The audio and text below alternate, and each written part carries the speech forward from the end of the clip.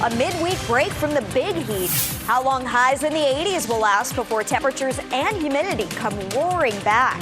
High water hazard. Water levels on Jordan Lake are returning to normal, why there's still a danger for swimmers and the dam. Then, White House Press Secretary Caroline Leavitt talks to me about the impact of Medicaid cuts on North Carolina's rural hospitals and the continuing fallout from Chantal. Thanks for being here at 7 o'clock. I'm Ashley Rowe. Let's quickly start with the forecast tonight because it's actually a whole lot different from what we've seen over the past few days. We've had heat advisories, thunderstorms, and weather alert days all over the place. But check it out. Nothing on the radar now. Plus a low of 69 degrees, the coolest it's been in over a month. Kat, this has been pretty great, but I know it's not going to last. Not at all. This weekend, we're going to see a return to unbearable heat and humidity. So enjoy it while you can. Dew points in the mid-60s. This is as good as it gets pretty much for July. We could fall another degree or two down into the tolerable category. But that's it. It's still feeling much better than when our dew points have been in the mid-70s. Taking a look at the front, it is well south of us, keeping the storm south of us today. And that northeast wind is building in. And that's what's pushing in the drier air. 86 in Raleigh at the moment with that more comfortable feel outside. It's a beautiful evening. 87 in Fayetteville, 82 in Roxborough, and 85 in Rocky Mount. Great weather for grilling out tonight, but upper 60s is what we'll wake up to tomorrow morning, probably for the only time this month. I'll have a closer look at our next chance for rain coming up. All right, Kat. Engineers have been letting out water from Jordan Lake for days now. This is what the water looks like, gushing from the lake to return levels to normal. And it's all because of the flooding from Tropical Depression Chantal. I want to give you a sense of just how high the water level still is at Jordan Lake. So this is the normal level, and this is how high it is right now, nearly 7 feet above normal. And the water level isn't the only problem. WRAL's Willie Danley joins us live at Jordan Lake. Willie, there's still a lot of debris in the lake. That is another problem for the dam. There sure is, Ashley. Right behind me, this is the dam at B. Everett Jordan Lake. You can see all of this water that is being rushed out during this release process. There have been a lot of people that have been coming out here just to see how much water is being released. At the highest point in recent weeks, the water was about 15 feet above normal. According to U.S. Army Corps of Engineers, they've been releasing about 14,000 gallons of water per second for the past week. To put that into perspective, that's enough water to fill an Olympic-sized swimming pool every 6.3 seconds. I talked to a park ranger out here at the dam, and he told me that the flooding caused by the tropical depression created a lot of work for them and other entities that are working on the water. Not only are they responsible to get the water levels back to normal, they have to clean up all of the trash and debris left behind to make the water safe for visitors. The shoreline that you're walking up to is not the normal shoreline area, so there's going to be a lot of underwater hazards and obstructions that you can't see, like small trees, logs, and other things like that. And also just the fact that it's a lake, it's inherently dangerous. You know, there's drop-offs, there's other concerns that all go back to not being able to see the bottom. Bannerman tells me if there are efforts to clean up this water and restore the levels to normal go to plan, this water could be opened back up as soon as the middle of next week.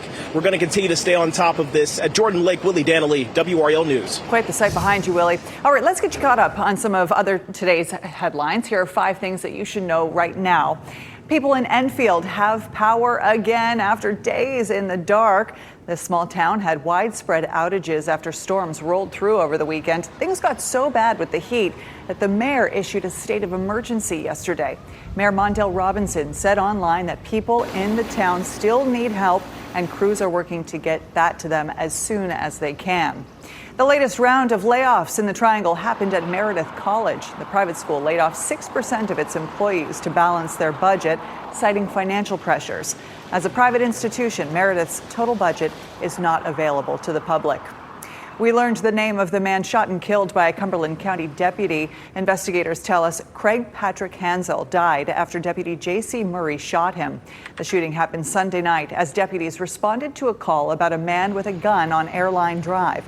The sheriff's office put 4 deputies on leave. We learned one of those deputies fired the shots that killed Hansel. A fire forced dozens of workers from their plant near Rocky Mount. This fire started just before 7 o'clock at the Cummins engine plant in the town of Whitaker. That's off Highway 301. An employee told us the fire started in a dumpster at the back of the factory.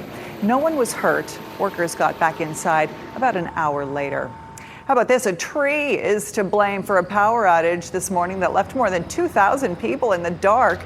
According to Duke Energy, the tree fell on a power line along Dacian Avenue in Durham. The power was restored after nearly 3 hours. We are just over a month away from the start of ACC football. The conference started its week-long media event in Charlotte today, and on day one, they had some pretty big news. New rules on reporting injuries and fines if fans storm the field or the court. Have you ever done that before? To better understand why the conference is doing all of this, I spoke with WRAL investigative sports reporter Brian Murphy as he takes Murph's Turf on the road.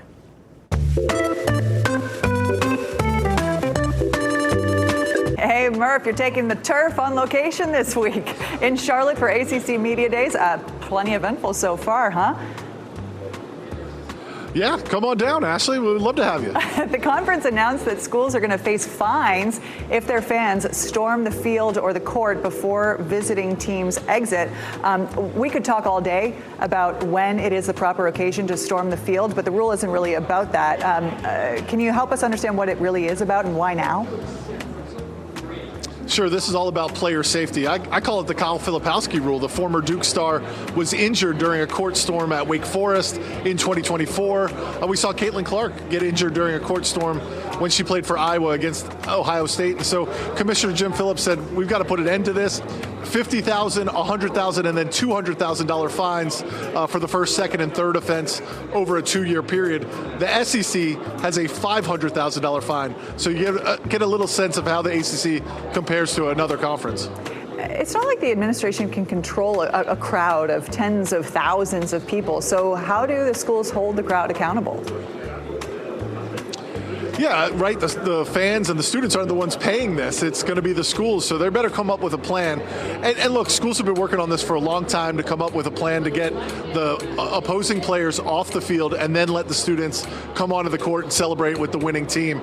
They're going to have a security system. Basically, independent third party is going to have to verify that they have a system in place to get those players off the court or off the field safely. I think the other interesting change here, football teams will have to start submitting injury reports, kind of like how the NFL does it.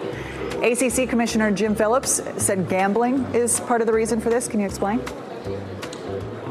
Yeah, right. That information is super valuable. If a quarterback or a star wide receiver is going to be out, gamblers want to know that. The people who set the lines want to know that. And so they were pestering, football personnel, people on the team, coaches, maybe trainers to try to get that information early. And so the ACC is joining a lot of other leagues and now giving out availability reports, basically NFL-style injury reports for football. They'll have to do it 2 days before the game, 1 day before the game, and again 2 hours before the game. Murph, I can't let you go without asking you about Bill Belichick. Have you seen him? Do you get a sense of what we can expect from him this week? Well, Duke, UNC, and NC State will all be here on Thursday. UNC will be traveling in from Chapel Hill for their session on Thursday. I expect a huge contingent for Bill Belichick's first, official football press conference as the head coach at UNC. Okay, we're going to follow up with you about that later on this week. Thanks so much, Murph. Just after the break, my conversation with White House Press Secretary Caroline Leavitt. I ask her about the impacts to Medicaid cuts in President Trump's signature Big Beautiful Bill. Plus, what happened to the hundreds of millions of dollars communities in North Carolina were counting on to prepare them for the next flood? Our conversation is next.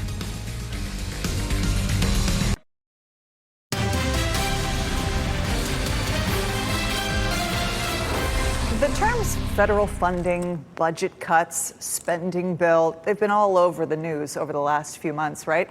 These are big, broad things. Here at 7 o'clock, we try to think about what those big ideas mean for you. We have a lot of questions about how our nation's leaders are handling your tax dollars. And today we got to take some of those questions to the White House Press Secretary, Caroline Leavitt.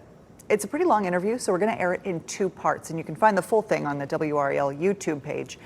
But here's part 1 of our conversation. We talked about cuts to Medicaid and FEMA. Caroline Leavitt, thank you for being with us. Thanks for having me. Let's start with the spending bill that just passed. North Carolina Senator Tom Tillis, as you know, a Republican, voted against it. His concern was cuts to Medicaid, not because of the work requirements. His concern is the 680,000 people who would lose eligibility, and that our rural communities could lose their hospitals, which are major employers in these communities. So we're looking at a hit to people's health care and to local economies. How is the administration making up for this? Well, look, I think it's deeply unfortunate that Senator Tillis did choose to vote against this legislation, because this bill is the largest tax cut for working and middle class families in North Carolina that has ever passed through Capitol Hill here in Washington, D.C. In fact, according to an analysis by the Council of Economic Advisors, this piece of legislation is going to raise wages for the great people of North Carolina by nearly $6,400 every single year. If you also look at some of the other tax provisions, such as no tax on overtime, effectively ending taxes on Social Security for seniors in North Carolina, this bill is going to lead to more money in the people of North Carolina's pockets. That's why President Trump strongly supported it, and every other Republican on Capitol Hill helped pass it, and it has now been signed into law. It's a great bill for North Carolina and the rest of the country. But how is the administration going to make up for the hit to the local economies? I mean, tax cuts don't save hospitals, and these hospitals are at risk of closing. I think the administration rejects that there will be a hit, as you pointed out, to local economies. As for rural hospitals, the administration wants to protect those good-paying jobs. There were final provisions that were changed in the bill to ensure that those local hospitals are protected and are getting the resources that they need from the federal government. And the president wants to continue to create jobs in North Carolina and in states across the country, not just in the healthcare sector, but also in every sector, our energy sector, our manufacturing sector. That's why you've seen trillions of dollars in investments that have poured into this country, including in the state of North Carolina, because of the president's efforts to bring good paying jobs back to North Carolina and to the rest of the country.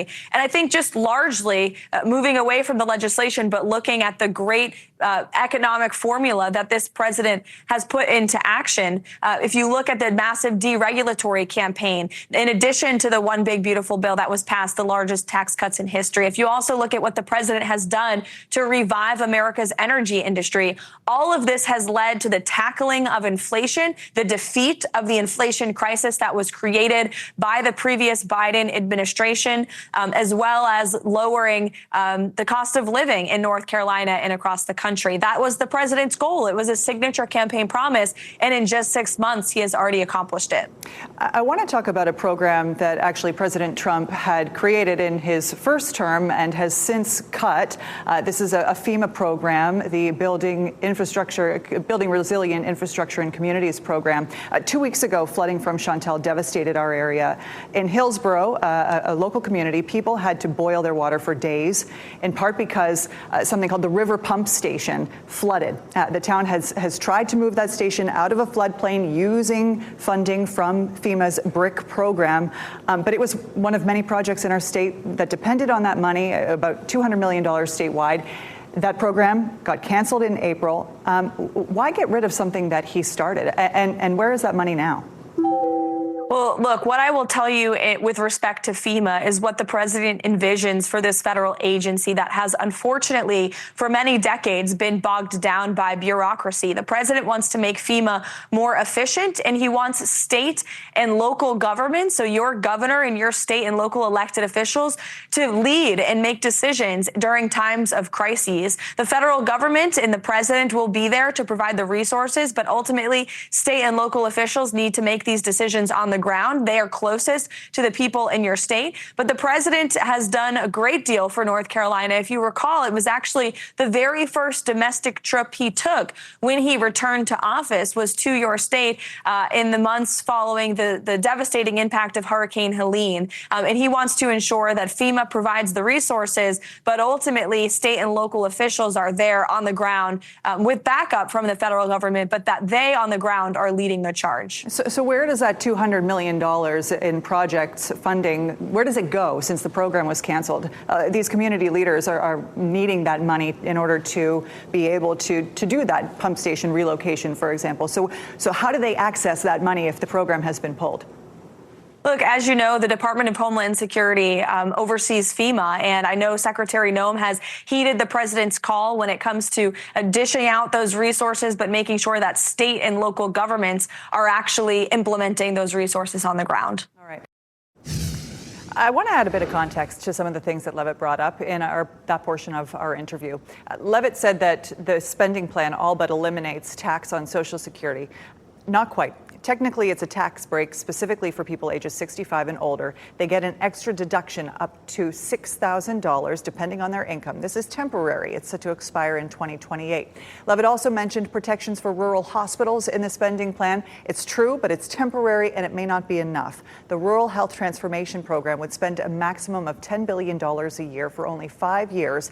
Senator Tillis and Governor Josh Stein, a Republican and a Democrat, both estimated that North Carolina hospitals will lose nearly $40 billion a year due to Medicaid cuts. Levitt also talked about how President Trump was in Western North Carolina right after the inauguration. That is true. Take a look at this. Here he is in Asheville less than a week later on January 24th. And when it comes to funding the hazard mitigation projects across the state, there are other avenues to get that money. Towns can file an application with the North Carolina Emergency Management, but that will mean starting from scratch. In the meantime, the projects are delayed, and Hillsborough officials told us the plan to relocate their pump station has been set back at least 6 to 8 months. As I said, that was just part one of my conversation with Caroline Levitt. We're going to share part two with you tomorrow night right here at 7 o'clock. Kat? How about some good news? We've got the dew points dropping. It's feeling more comfortable. It's as good as it gets in North Carolina for the month of July. Keep in mind, the dew point is a measure of moisture in the atmosphere. The lower the number is, the less moisture there is. So it's not like you step outside and the air just sticks to you anymore. It's feeling still like summer, but better, and it continues to fall tonight. So if you want to head out for an evening walk, temperatures are pretty comfortable. We'll be in the upper 70s by 10 o'clock tonight. Front has passed, our northeast wind is here, and the storms are south of us. So a nice drier day out there, a more comfortable feel. That changes once we get to the weekend. We're going to see some moisture return, but really in the form of humidity this weekend. Storm chances stay pretty isolated. That 20% chance that you see for the next couple of days into Sunday goes up to 30%, would mainly be from the sea breeze in our southeastern counties. So I think you're going to need to pick up on watering again, especially if you have sensitive plants, because the heat is back for the weekend. We've got the heat dome, this ridge of high pressure moving closer to us, and that's going to set up a pattern where temperatures and humidity skyrocket this weekend. But high pressure also has sinking air. So what that does, it prevents the clouds from forming and growing taller, and that's going to help to limit our thunderstorm chances to a more isolated category each day. Rainfall over the next 5 days, we're in the green for most of us. That is less than 1/4 of an inch of rain as you get into the blues, closer to 1/2 inch to maybe 1 inch for some coastal locations. It's really that sea breeze outlined here for the locations that'll have the best chance for rain. Tomorrow, we've got Live After 5 happening in Raleigh. This is a live look at Jimmy V's, where they're going to be setting up for the downtown festival. It should be beautiful tomorrow evening. It's nice out there tonight, slightly more comfortable.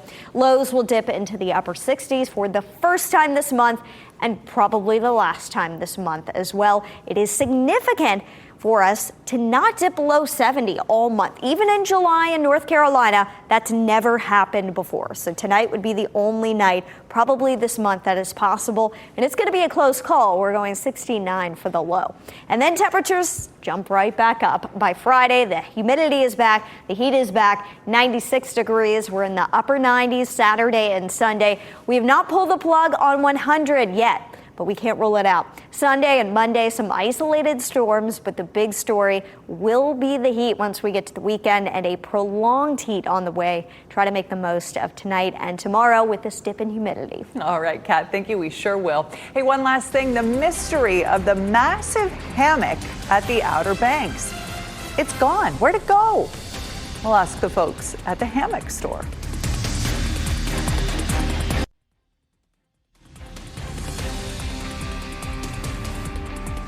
One last thing we want to share with you tonight. today is National Hammock Day. Yeah, they have one of these things for literally everything. Yesterday was National Junk Food Day. Tomorrow is National Lemon Day. Today is National Hammock Day. And if you've lived in North Carolina for a while, you might know about the world's largest hammock. Our Tar Heel traveler went out to Point Harbor in the Outer Banks several years ago, did a story on this huge hammock on the side of Highway 158. It was right outside the Nag's Head Hammocks store. 10,000 feet of rope weighing 350 pounds. 35 people could be in it at one time. But the hammock isn't there anymore. Nag's Head Hammocks closed that store at Point Harbor. So we called the business to find out if they have the hammock in storage or if someone bought it. They didn't know. They told us that the owner of the company might know, but he's actually in South Carolina right now. Go figure. Nag's Head Hammocks is part of a beach music festival there in honor of National Hammock Day. So he's not going to be back in North Carolina for a while. But when he returns, we will ask him the tough questions about the mystery of the massive hammock, and we will let you know what he says. These days, though, Guinness World Records reports the largest hammock in the world is in New Jersey at Liberty State Park. There you go. Thanks for making WRAL your choice for local news. Our next newscast is at 10 on Fox 50 and 11 on WRAL. Have a great night.